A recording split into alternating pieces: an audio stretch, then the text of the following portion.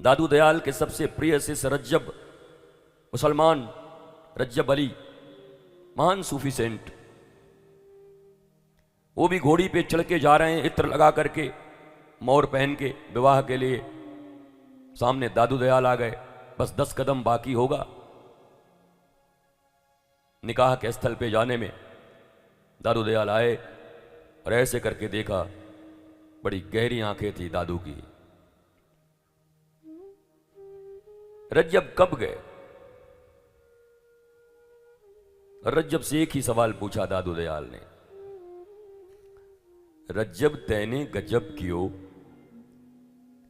सिर पर राखो मोर,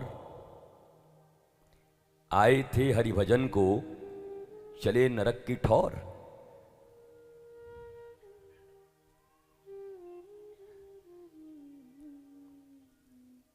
अब बहुत बार आ जा रहे हो भैया, आप कौन हो?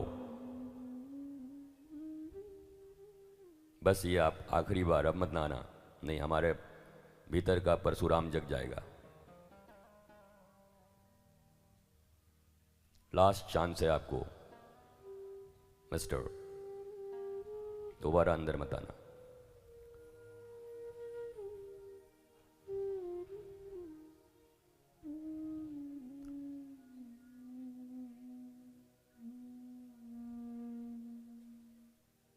रज्जब तैने गजब कियो,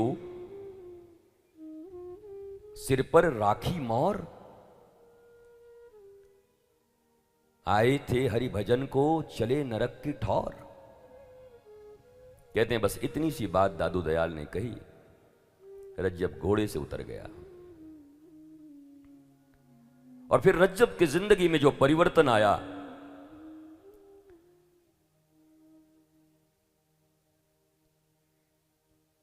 और उनके गुरु ने कह दिया लेकिन ये शेरवानी कभी उतारना मत, दूल्हे जैसा बने रहना, बस विवाह मत करना। और सारी जिंदगी वो शेरवानी पहने रहे दूल्हे की तरह, गुरु की आज्ञा थी। गुरु जब इस संसार से विदा हो गए तो उन्होंने आंखें बंद कर ली। सूरदास की तो आंखें नहीं थी, पर रज्जब के विषय में सोचो आंखें थी।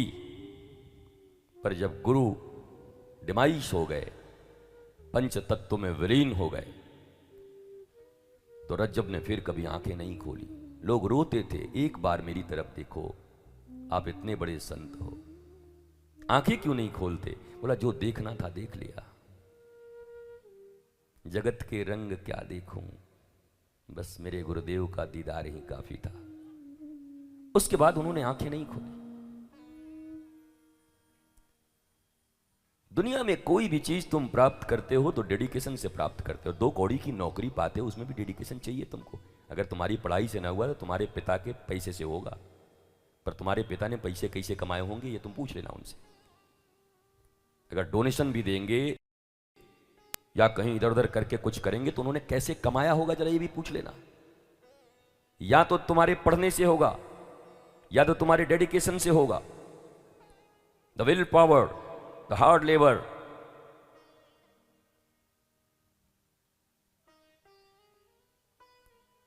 और या तो फिर व्यवस्था बन जाए अगर इधर उधर की कुछ, तो उनके चाचा के, मामा के, नाना के, काकी के, दादा के साले हमारे वहां पर हैं उस ऑफिस में, तो कुछ बात बन जाएगी। फिर माल टाल दे के बात बन जाएगी तुम्हारी।